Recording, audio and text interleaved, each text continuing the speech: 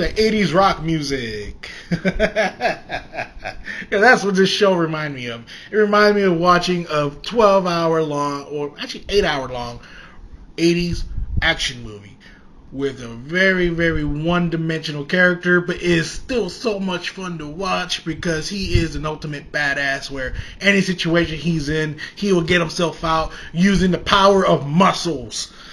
And I am talking about Reacher, the show that is on Amazon Prime, based on the book series, loosely based on a movie that was created by Tom Cruise so they can make Tom Cruise look tall.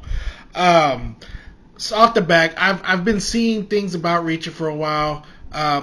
So I finally got curious. I finally got the day to say, you know what, I'm gonna go ahead and watch it. And you know what, did not regret that decision at all. Of course, mind you, there is some certain elements missing. So I was a big fan of the movie Jack Reacher, even though, and I didn't know much about the book series. And once I watched the movie, I looked into the book series. Apparently, the main character of the book series is a 6'5" giant guy who's pretty much just a swole version of Sherlock Holmes, just swole, giant, and a massive human being played by a 5'6" Tom Cruise. Yeah. So they really had to work around that in the movie.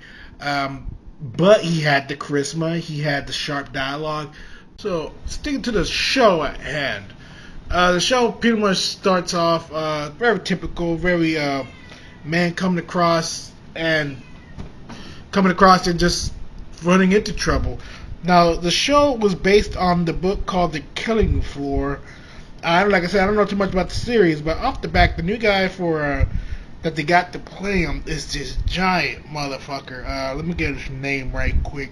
He played Hawk on Titans, and he was not very good on that show. I'm trying to say his name's Alan Richardson.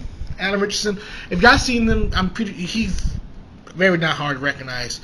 He's this giant man whose acting abilities is very one-dimensional.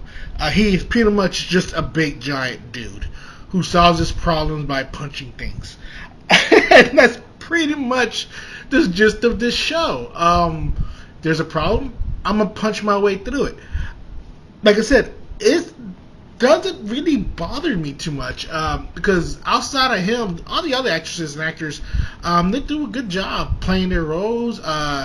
It's very predictable. Like I talked about this with my cousin, that you can already know off the bat who's the bad guy of the show. There really is not much of a twist. It's very linear. It's very simple. It's a script that was written in the 80s. What can I say? But that's what makes it fun. I feel like that's why I enjoyed it more. Being a guy that grew up watching 80s action movies, that's why I enjoyed it a lot more. There's never been a time or moment during the show where you feel like the main character, Reacher, was ever in danger or ever out of his place or league, even though they try it. It was just one of those situations where he's just the better person in each moment.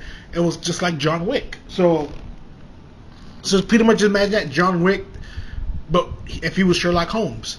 Because apparently Reacher just knows everything. He knows every single thing, every single detail, every single fact, except he's big and with muscles. And that's that.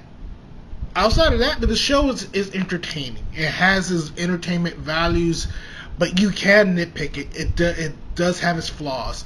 It's missing that Tom Cruise charisma that the movie had, where he's really likable when he's being an asshole, where he's very likable when he's threatening you. It's missing that aspect. But outside of that, the show it carries on. It gets you hooked. There's a couple people on the show that's just like you kind of over it. But other than that, the show, there's nothing wrong with it. I can praise it more.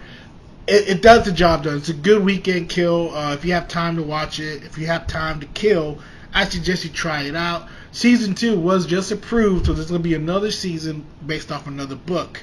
So I don't know how many books they ended up writing. I think they wrote like 12 books. So I don't know if they're going to try to do all 12 seasons. But I'm excited to see where it goes from here. Hopefully they didn't blow their load with the first season. I mean, a lot of shows done that. Best example I got in my mind is True Detective, where they blew their load on the first season, and they have not been able to replicate it since.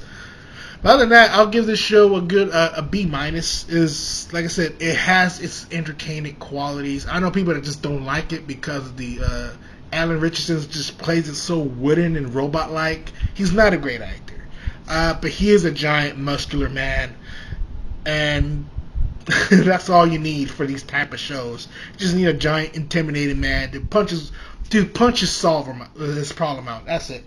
That's all you need. So I suggest check it out. It's on Amazon Prime. The whole season's up. So that's what more did I say? That'll be it for right now. So until next time, my friends, drink safe, drink smart, drink responsibly. Adios.